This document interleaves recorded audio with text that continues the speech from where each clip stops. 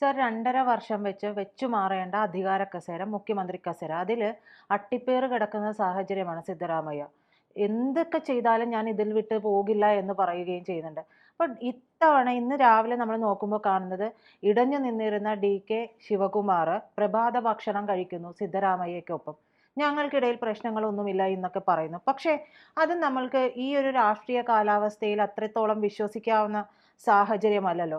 ഈ കലങ്ങി മറിയുന്ന ഈ പറയുന്ന കർണാടക പൊളിറ്റിക്സിൽ എന്ത് അവസാനം സംഭവിക്കും? ഡി കെ ശിവകുമാർ കോൺഗ്രസിൻ്റെ കൂടെ നിന്നാൽ ഈ ഡാൻസിന് അല്ലെങ്കിൽ ഈ ഗോഷ്ഠിക്ക് പുള്ളിക്ക് നിവൃത്തിയുള്ളൂ. അതിനകത്ത് കോൺഗ്രസ് ഡി കെ ശിവകുമാർ അവിടുത്തെ കെ പി സി സിയുടെ പ്രസിഡന്റ് ആയിരിക്കും, പി സി സി പ്രസിഡന്റ് ആയിരിക്കും, K P C C Kerala Pradesh P C president ആയിരിക്കും. ആ വലിയ വലിയ ഘടാഘടിയ നേതാവൊക്കെ ആയിരിക്കും. പക്ഷെ അവിടെ 224 അംഗ നിയമസഭയിൽ ഏതാണ്ട് 100 പുറത്ത് എം എൽ എമാർ അന്നും ഇന്നും സ്ട്രോങ് ആയിട്ട് ഇദ്ദേഹത്തിൻ്റെ കൂടെ ആരാ? സിദ്ധരാമയ്യ.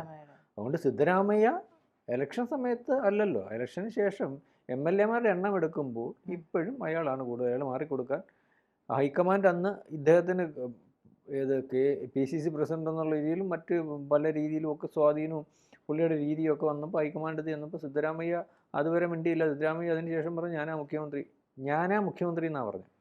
അപ്പം ഞാനാ മുഖ്യമന്ത്രി എന്ന് പറഞ്ഞ് അവിടെ ചെന്നിട്ട് എം എൽ എമാരെ വിളിച്ച് ചോദിച്ചു. 100 എം എൽ എമാർ പുള്ളിയുടെ കൂടെ. പിന്നെ എന്ത് ചെയ്യാനൊക്കും? 150 ഇവർക്ക് സീറ്റുണ്ട്. 135 സീറ്റോളം കോൺഗ്രസിനുണ്ട്. 112 സീറ്റ് മതി. ഡി കെ ശിവകുമാറിന് അന്ന് 28 എം എൽ എമാരുടെ പിന്തുണയുള്ളൂ. 112 സീറ്റ് മതി. ഇപ്പം ഡി കെ ശിവകുമാർ പോയാൽ പോലും ഈ പറയുന്ന പോലെ സിദ്ധരാമയ്യക്ക് അവിടെ മന്ത്രിസഭ ഉണ്ടാക്കാൻ പറ്റുന്ന രീതിയിലേക്ക് കോൺഗ്രസ് അവിടെ ഉണ്ടായി. അവിടെ പക്ഷേ ഈ ഡി കെ ശിവകുമാർ എന്ന് പറയുന്ന പ്രധാനപ്പെട്ട ഒരു കക്ഷിയല്ല എന്ന് പറയാൻ പറ്റുമോ സർ? ഫണ്ട് റൈസർ എന്ന് പറയുന്നത് ഡി കെ ആയിരുന്നല്ലോ. ഫണ്ട് റൈസർ ഡി കെ ആണെങ്കിൽ ആർക്കാ ഫണ്ട് റൈസ് ചെയ്യാൻ പറ്റാത്ത? അധികാര കസേര വന്നു കഴിഞ്ഞാൽ, അധികാര കസേരയിൽ വന്നു കഴിഞ്ഞാൽ ആർക്കാ ഫണ്ട് റൈസ് ചെയ്യാൻ പറ്റാത്തത്? പിന്നെ ഞാനിപ്പോൾ ചോദിക്കുന്നതിനകത്തും ചിലപ്പം പ്രജിത ചോദിക്കുന്നതിനകത്ത് ഞാൻ ചോദിക്കാൻ 100 രൂപ ചോദിക്കും, പ്രജിത ഒരു മര്യാദ വെച്ച് 50 രൂപ ചോദിക്കുന്നതേ ഉള്ളൂ. മറ്റേത് പിടിച്ച് അല്ലാതെ എന്തോ ഫണ്ട് റൈസർ സിദ്ധരാമയ്യക്ക് സാധിക്കത്തില്ല. സിദ്ധരാമയ്യക്ക് അവിടെയുള്ള ഇമേജ് ക്ലീൻ ഇമേജാണ് അയാൾക്കുണ്ടായിരുന്നത്. പണ്ട് വി എസ് അച്യുതാനന്ദന് കേരളത്തിലുണ്ടായിരുന്ന ഇമേജാണ്. അയാൾ എത്രത്തോളം ആ ജനങ്ങളുടെ ഇടയിൽ ക്ലീൻ ഇമേജ് ഉള്ള മനുഷ്യനാണ്. പക്ഷേ ഡി കെ ശിവകുമാർ വലിയൊരു മുതലാളിയാണ്, അഴിമതി പല രീതിയിലൊക്കെ ഉണ്ട്. പിന്നെ ഇയാളെ നോക്കുമ്പോൾ സ്ട്രോങ് പൊളിറ്റീഷ്യനാണെന്നൊക്കെ പറയാം. മനസ്സിലായോ? അപ്പോൾ അത് അല്ലെങ്കിൽ ഇങ്ങനെ കൊണ്ടുപോകാൻ കൊള്ളാം, അല്ലെ എന്തിനേയും വെല്ലുവിളിച്ച് നിർത്താം. അങ്ങനത്തെ ഒരാളെ നമ്മൾ ഇവിടെ കണ്ടില്ലായിരുന്നു. ഒരു വെല്ലുവിളിക്കുന്ന നേതാവ് കെ പി സി സിയുടെ പ്രസിഡന്റായിട്ട് വന്നിട്ടുണ്ടായിരുന്നല്ലോ. ആരാ? സുധാകരൻ. എവിടെ പോയി സുധാകരൻ? ഞാൻ പറയാം, അല്ല ഉദാഹരണം പറയുന്നേ ഉള്ളൂ. അപ്പോൾ ഇതിനകത്ത് ഇപ്പം വരുന്ന അല്ലെങ്കിൽ ഡി കെ ശിവകുമാർ എന്ന് പറയുന്ന ആൾ സൗഹൃദത്തിൽ വന്നു, അല്ലെങ്കിൽ ഇതിനകത്ത് വേറെ വലിയ പൊളിറ്റിക്സ് ഉണ്ട്. അവിടെ ഈ ACC പ്രസിഡന്റ് ഉണ്ടല്ലോ ഗാർഗെ, അദ്ദേഹത്തിന്റെ മകനുണ്ട് പ്രിയങ്ക ഗാർഗെ എന്ന് പറയുന്നവരാണ്. അദ്ദേഹത്തിന്റെ സംസാരം എന്ന് പറയുന്നത് SDPI-കാരൻ PFI-കാരൻ്റെ സംസാരവും. ഇതിനകത്ത് ഇപ്പം ഏറ്റവും കൂടുതൽ SDPI-കാരൻ്റെയും PFI-കാരൻ്റെയും അല്ലെങ്കിൽ അത്തരത്തിലുള്ള പൊളിറ്റിക്സും പ്രൊമോട്ട് ചെയ്തുകൊണ്ടിരിക്കുന്ന ഒരാളാണ് സിദ്ധരാമയ്യ.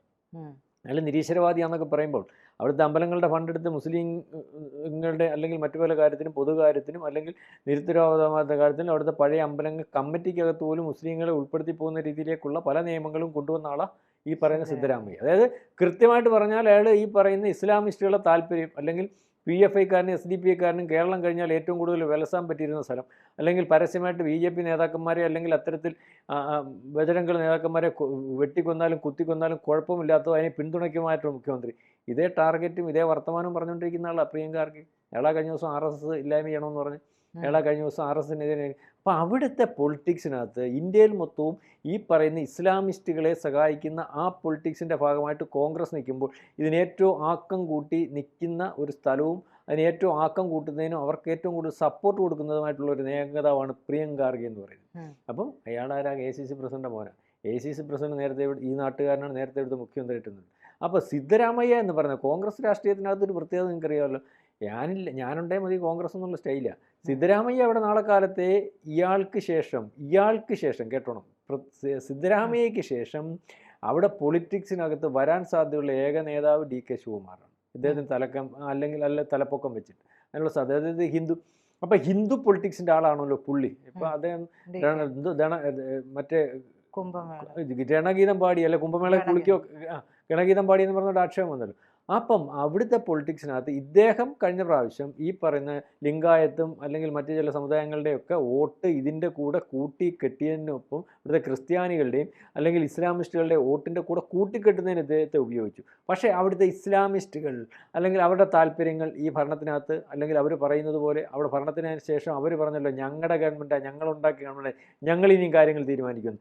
അങ്ങനെ കാര്യങ്ങൾ തീരുമാനിക്കാൻ ഏറ്റവും പ്രാപ്തനായിട്ടുള്ള അല്ലെങ്കിൽ കോൺഗ്രസിന് ഏറ്റവും വേണ്ടപ്പെട്ടതായിട്ട് ഇപ്പോൾ പല രീതിയിൽ രാഹുൽ ഗാന്ധിയുടെ ഭാഗത്ത് നിന്ന് പോലും സംസാരത്തിൽ നിന്ന് പോലും പരിശോധിക്കുമ്പോൾ ഇസ്ലാമിസ്റ്റുകൾ അതിന് പ്രിയങ്ക ഖാർഗെ അവിടെ ഇനി നാളെ കാലത്ത് ഹൈക്കമാൻഡ് അങ്ങ് തീരുമാനിച്ചാൽ പ്രിയങ്ക ഖാർഗെക്ക് ഇദ്ദേഹത്തിന് ശേഷം കോംപ്രമൈസ് DK ശിവകുമാർ വേണ്ട. ഇദ്ദേഹം പറഞ്ഞാൽ ഞാൻ ഭയങ്കര സൗഹൃദമാണ്, കുഴപ്പമൊന്നുമില്ല, അദ്ദേഹത്തിന് പറയേണ്ടി വരും.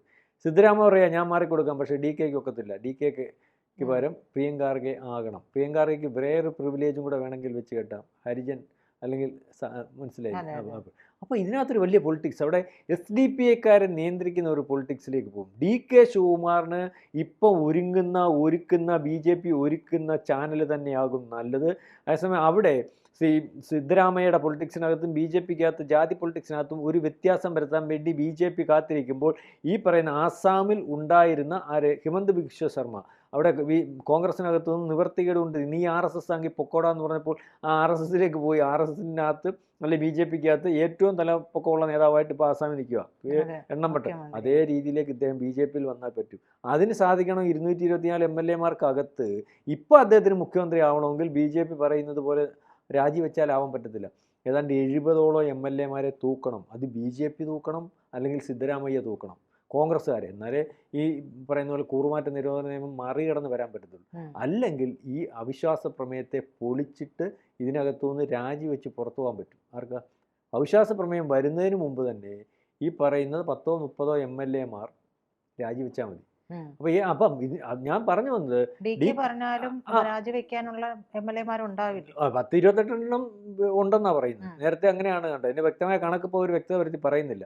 അപ്പം DKക്ക് മുഖ്യമന്ത്രി ആവണമെങ്കിൽ ഇപ്പോഴത്തെ പൊളിറ്റിക്സ് അനുസരിച്ച് ഏറ്റവും അവസാനം ഇപ്പം ഡൽഹി ചർച്ചയ്ക്ക് ശേഷവും വരുന്നത് സിദ്ധരാമയ്യ മാറുന്ന ഒരു അവസ്ഥയില്ല. മാറേണ്ടി വന്നാൽ ഈ പറഞ്ഞ പോലെ പ്രിയങ്ക ഖാർഗെക്ക് വേണ്ടി ഒരു ചാനൽ അറിയാതെ ഇവിടെ വർക്കൗട്ട് ആകുന്നുണ്ട്. സിദ്ധരാമയ്യക്ക് മുഖ്യമന്ത്രി ആകാം. ഏത് ചാനലിൽ?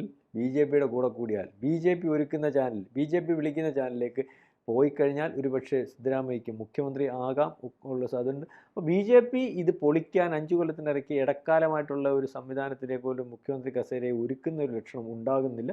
കാരണം അത് വീണ്ടും കോൺഗ്രസിന് ഒരു സാധ്യത ഉണ്ടാക്കുന്ന രീതിയിലേക്ക് പോകും. ഇതിനിടയിൽ സിദ്ധരാമയ്യയുടെ മകൻ പറഞ്ഞു എന്ന് കേട്ട ഒരു സ്റ്റേറ്റ്മെന്റ് എന്ന് പറഞ്ഞാൽ സിദ്ധരാമയ്യ മാറിയാലും DK മുഖ്യമന്ത്രി ആവില്ല എന്ന് പറഞ്ഞു. ഞാൻ ഈ പറഞ്ഞ പൊളിറ്റിക്സ് അതിനകത്ത് സിദ്ധരാമയ്യ മാറിയാലും DK മുഖ്യമന്ത്രി ആവില്ല. ഞാൻ പറഞ്ഞ പൊളിറ്റിക്സ് അവിടെ വരാൻ പോകുന്നത്. സിദ്ധരാമയ്യ മാറേണ്ടി വന്നാൽ, നിവർത്തി കെട്ടാൽ, DK ആണല്ലോ അയാളെ മാറ്റുന്നതിന് വേണ്ടിയിരിക്കുന്നത്, എന്നാലും നിന്നെ ആക്കത്തില്ല. അതിനകത്ത് വേറെ ഇസ്ലാമിസ്റ്റുകളുടെ ഒരു പൊളിറ്റിക്സ് ഉണ്ട്. ആ പൊളിറ്റിക്സാണ് ഞാനിപ്പോൾ പറഞ്ഞത്. മനസ്സിലായില്ലേ? അത് തന്നെ ഞാനും പറഞ്ഞേ. യാതൊരു കാരണവശാലും DKക്ക് കർണാടകത്തിൻ്റെ മുഖ്യമന്ത്രി ആവണമെങ്കിൽ കോൺഗ്രസിൻ്റെ ലേബൽ അല്ലെങ്കിൽ ഇപ്പോൾ ഇരിക്കുന്ന അവസ്ഥയിൽ ആവത്തില്ല. ആക്കാനുള്ള കരുത്ത് ഹൈക്കമാൻഡ് എന്ന് പറയുന്ന സാധനത്തിനില്ല. അത് പഴയ പേരേ ഉള്ളൂ, ഇല്ല, പ്രവൃത്തിയില്ല.